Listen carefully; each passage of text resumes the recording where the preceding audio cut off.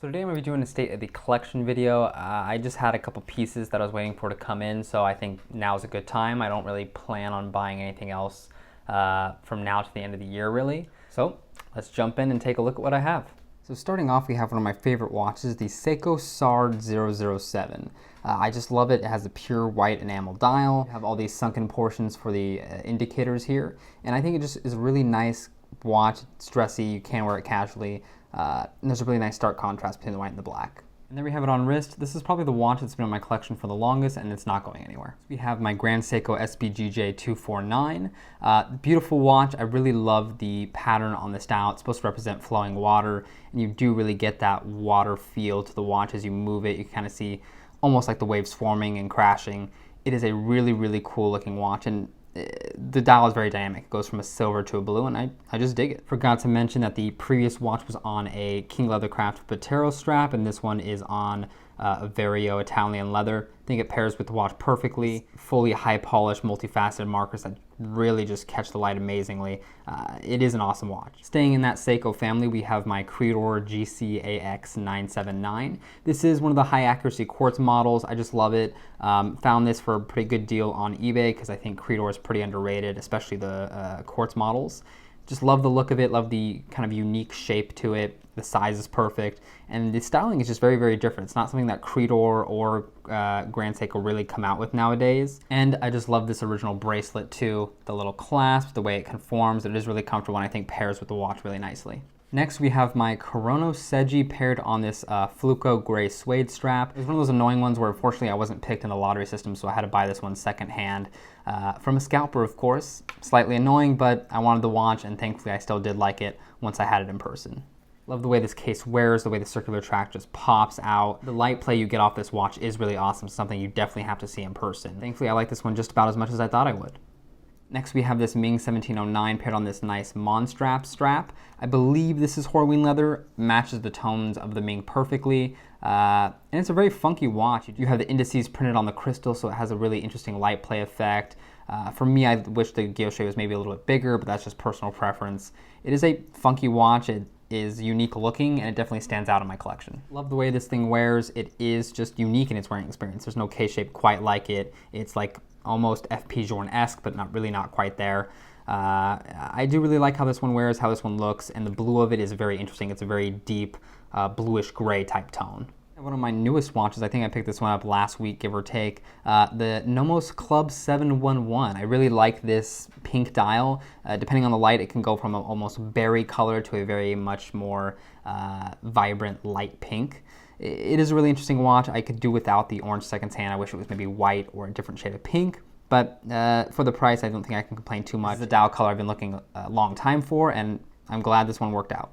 We have this watch here on my classic white Archer silicone. I think it pairs well, fits the fun summeriness that the dial gives off, and at this 36mm size, I think this is the best size for the club. The lugs don't look ridiculous, and I just love how thin it is too. It is a really nice wearing watch on wrist. Next, we have my Nomos Tetra 488. This one is the variation with the see-through case back, and I think that looks pretty great on it. Nomos is really great because they just have a lot of fun with color. There's not many purple watches on the market, and this one looks great. This strap is from, I believe it's called HDZ straps. I'll have that link down in the description. Nice purple Stingray. I think it really just makes the watch a lot more fun. Not as dressy. I mean, obviously it is a dressier leaning watch with that squareness and the slenderness and the smallness of the watch itself. But because it has that purple fun color, and especially on the strap, it can definitely be worn every day. It is not too small, I think, by any means, and I just think it looks fantastic. Next, we have my Cartier Tank Must, along a similar styling as the Nomos Tetra, you know, the non-traditional squarish type watch, but very, very classic. The Roman numerals definitely pop out on this watch. I'm not the biggest fan of Roman numerals typically, but I think it just works perfectly on this design.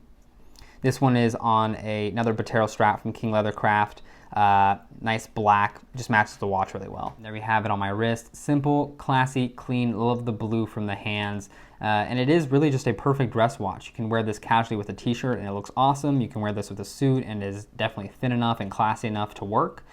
So honestly, if I had to, in theory, sell every single watch I own, I wouldn't be mad with this as my one watch. I don't do things that are overly sporty, and if I did, the quartz movement could relatively handle it as long as it doesn't have to do with water. So I do really, really like this watch. Next, we have the Sartori SB04. It is a very, very interesting dial, a very interesting watch. It is fun to kind of create your own watch and talk to Armand and see, I guess, what you guys can just brainstorm up.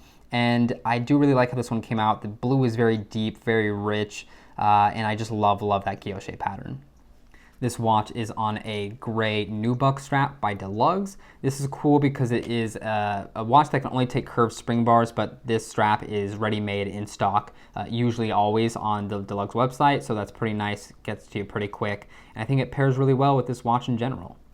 Next, we have my Sinn 556i in this beautiful green tone. Green's my favorite color, and I haven't really had a green watch for a very long time, and I really, really wanted one. I wanted this watch when it first came out, and I really liked it. I just didn't pull the trigger at the time, but having it now, I do really, really like it, and hopefully this one will be staying for a while. I also ordered the original bracelet for the strap. I think the 556 series just looks really great on the original bracelet. A little bit sportier, a little bit more functional. And yeah, I think it looks great on this watch. The nice green gives a vibrant pop of color to an otherwise pretty sterile, no-nonsense, toolish type watch. Very, very comfortable to wear, and I think it just looks pretty well proportioned for my wrist. Next, we have my Zodiac ZO9287, and technically I got this watch last week, but realistically I've had a version of this watch for the past 3 or 4 years, maybe even 5 years at this point. This is another one of those quote-unquote longest running watches in my collection. I only sold my original and bought this one because the nice Zodiac Jubilee bracelet is not compatible with my older model, so I sold the old model and bought this one. Same exact watch, same exact colorway. The original was the ZO9264. This one is a different reference just because of the bracelet. I really just love how Zodiac has fun with colors. The bracelet is super comfortable, adds a little bit of shininess to the watch, and this is almost a dressy diver in a way, with the color and with the Jubilee on it. What's really nice too is Zodiac has the adjustable clasp here that is really, really nice for comfort. Just love this watch, love how fun it is, and I think it fits me pretty well. Next, we have the Zodiac ZO9213. This is more of a faithful reinterpretation of the original Zodiac Seawolf with these like quote-unquote pizza-shaped markers. This was a Christmas present by my girlfriend and she nailed it. I love this watch. It looks great. It has a very, very subtle texture to the dial that you can maybe kind of see through the video.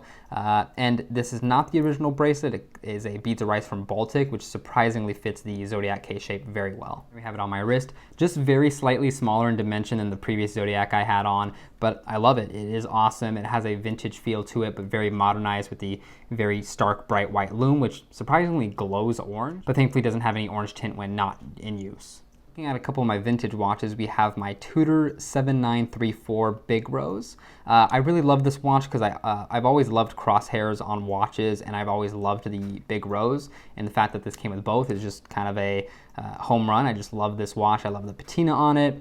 I'm not 100% sure if these hands are original to the watch, this alpha style hands, but at the end of the day they look nice and they pair well with the arrowhead markers, so I can't complain. This is definitely a little bit smaller at 34, but I don't mind it. I do like the size. It is a vintage watch. It's kind of meant to be smaller anyway, and I still think it fits me well. This watch is on, I want to say, a Horween leather from Monstraps. It just looks great, this nice dark deep red. It's a Tudor rose, so why not on a rosish color strap? Next we have my Omega CK2444, also known as the Dirty Dozen watch. I think it looks fantastic. This particular dial has been refinished, but I think it has been refinished in a very nice and aesthetically pleasing way. I wasn't going for originality here, I just liked the design of the watch. I like the styling of the Omega Dirty Dozen watches, and it is authentic otherwise, so I don't mind. I'm not going to resell this watch in any way. I just love how it looks, and at the end of the day, I'm wearing it. This is a leather strap from Benchmark Straps off of Amazon. It's like 12 bucks, but it just fits with that lume really perfectly. The tones on the dial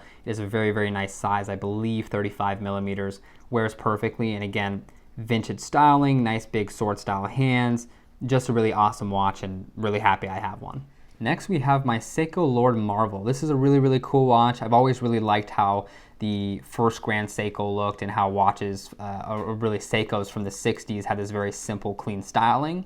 So figured I'd pick one up. I really like this. It's in pretty great condition, has a subtle linear effect to the dial, and just really catches the light really nicely. Love this watch. This is on a nice brown leather strap from Veblenist. I'll have everything linked in the description. Looks fantastic, perfect size, nice vintage styling, very classic Seiko. And lastly, this very cool Omega Seamaster. I don't know the exact reference number to this watch, but I mean, Omega made so many different watches in the kind of last century. So it is one of those. It looks cool. It has a very nice patina to it. I think when I go vintage, I do like kind of heavier patina because that's why I'm buying the watch, really. It's old and it tells a story, and I kind of want to see that through the dial and through the case. I have this watch paired on a nice brown Buttero leather from King Leathercraft. Matches the tones of the dial pretty well, makes it very fun, makes it pop. And it's really just a fun watch. I've always really wanted one of these Omega with the 369 12 dial layout, and this does it. A little bit more of an oddball, we have the Islander Northport. This one I ordered just because I thought it looked interesting. I wanted to review it, and when I got it in, I was like, wow, this is pretty amazing quality. Now, of course, it's kind of a Seiko ripoff. They didn't necessarily create everything on this dial, but they went to the extra mile to actually create a dial texture, have this kind of fume effect to it, and it's executed really well for a pretty affordable price point, so I'm keeping it. I have it on wrist, fits me very nicely. Again, the purple and black tones look amazing on the watch, and I am really, really surprised by how much I like this watch. Next, we have the Christopher Ward C63 Highlander, based off the Christopher Ward Sealander. This is a limited edition done with Scottish watches. I think it looks fantastic. They really did a good job on the dial and the subtle dial printing patterning. It's very beautiful blue, has a nice blue-white contrast, fits me well, has a little X on the dial, and well, basically it's made for me. And this is technically my most limited watch at 69 pieces. 39mm fits awesome. The Christopher Ward bracelet fits awesome. The case just is really, really nicely done for the price point. I do love Christopher Ward, and in theory I might have another one of these coming, so love this watch. Next up is this oddball QlockTwo. It is very interesting, very weird, very kind of out of my normal zone. I don't really do digital a lot, but I just really liked this square design. 35mm, it wears very big for a square, but fits nicely on me. And you press the button and it tells the time. It is 20 to 11. Very, very cool way to tell the time. I like how it's presented, and it's just different. This is on a Archer silicone strap, pairs pretty well, makes it very modern, and of course, again, it just is cool. Next up, we have my Solabs Layer 1.5. I just love the color of this watch. It is a plastic case, it is funky, it is fun, it is different, it is not that expensive, and limited edition of 500 pieces. This is just a very, very fun watch. I thankfully found this Archer silicone strap that pairs perfectly with the coloration. Sometimes don't take watches too seriously, just get something that's different. There we have it on wrist. Really, really like this watch. I don't wear it a ton, but when I do, I always kind of smile, and that's the reason to keep it.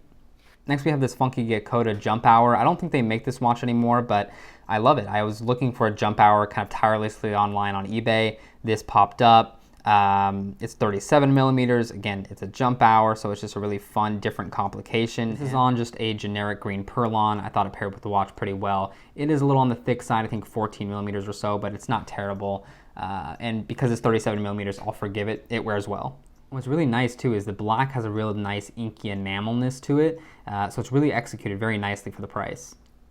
Next, we have my pink swatch. I believe this is reference GP156, and if it's not, just search up pink swatch on Amazon and it'll come up.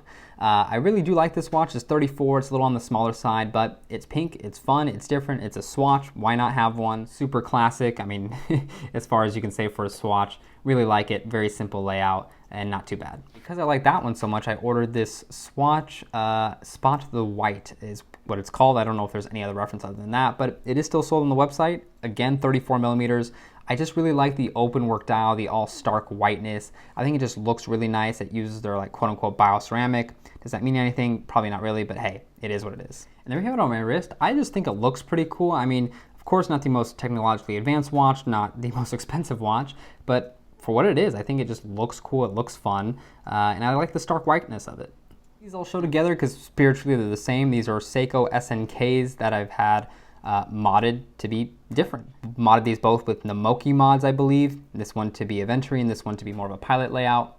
I think they're both really cool, and these were the first watch mods I ever did. Here we have the classic SNK on my wrist. Very cool benchmark gray silicone Nato, very, very comfortable and grays out the whole watch, and I think looks very cool. Next, the Aventurine dial on this cheapest Nato strap Suede. What's pretty funny is if you can see, if I can get it at the right angle, there are actually cracks in the dial of the Aventurine, because when I was trying to install this watch, I messed up and cracked the dial. But hey, it's my very own spider dial. And these all lumped together with the watch I was originally wearing earlier. My fun little Timexes. I kind of almost collect Timex Snoopies whenever I see a very fun Snoopy in a 38mm size. Or I guess you can just say collab Timexes, because I saw this Pac-Man one again in the 38mm weekender size, and I just love it. It's very, very cool. The loom signature on it is very fun. At the end of the day, they're just fun, affordable, well-wearing watches. These two are on Barton straps, and then this one is on a pretty generic HNS strap. I don't think they even make straps on Amazon anymore, but a pink silicone. A little Snoopy batting away, all redded out. The previous Snoopy swung for the stars and he landed amongst them, so here he is, a little astronaut-y. And super fun Timex Pac-Man, little Pac-Man going around trying to eat some ghosts. This one, I don't believe I remember the exact reference for it, and to be fair, Casio references are pretty terrible, so I'll just have it linked below. This is fun because it is kind of that Casio F91 styling, but it is super thin, it is a little bit more metallized, and almost more modern looking because of it. Really dig this watch, and don't wear it that much, but it's cool to have. Looks really sleek on wrist. I do really like how the bracelet integrates with the watch, and really dig this one. And last but not least, the newest addition to my collection, the Breguet 7027 in white gold. This is the most expensive watch I've ever bought, and it is something I've definitely lusted over for a very long time. I sold some watches to make this happen. Obviously had to add some money as well. Just found one in really good condition, really good price, couldn't pass up on it, and I am definitely really, really happy. It is an interesting watch. It is so architectural. It's so interesting to look at. Here I have it paired with this nice green Fluco suede strap. Really just makes the watch feel very rich, adds a little bit of color, whereas the watch itself is very monotone. Perfect size for me at 38mm. I just love the way it wears. There's just so much good I can say about this watch, but let's wait till the review. Not a huge fan of skeletonized watches, but this one just does it for me. Some closing thoughts. I mean, I have way too many watches, I think. I do have a lot more than I thought I did.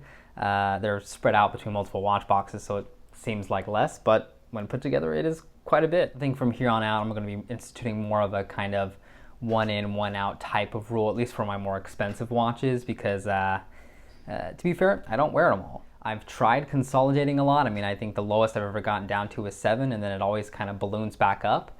I think I just do like variety. I like the idea of matching the watch to a certain outfit or a certain color that I'm looking for, and playing around with straps. And because of that trend towards variety, I feel like my collection will always end up being slightly larger. Right now, again, there's not really much on the horizon that I think that I want. There is a really cool Credor, I believe it's GCBE 993 or something like that. I'll add a photo somewhere over here. And I did get to look at a Longa Saxonia Copper Blue recently, which is fantastic. But the Credor I can maybe swing, the Saxonia not so much, especially since I got the Breguet. So we'll just kind of see. I think I'm going to try to keep it a little lighter over the next year. That being said, feel free to comment some suggestions, maybe what I should get rid of, what I definitely shouldn't get rid of, brands maybe that I should look at. Always looking for new fun things. Look forward to hearing what you guys have to say. Thank you as always for watching the video, and I'll see you in another one.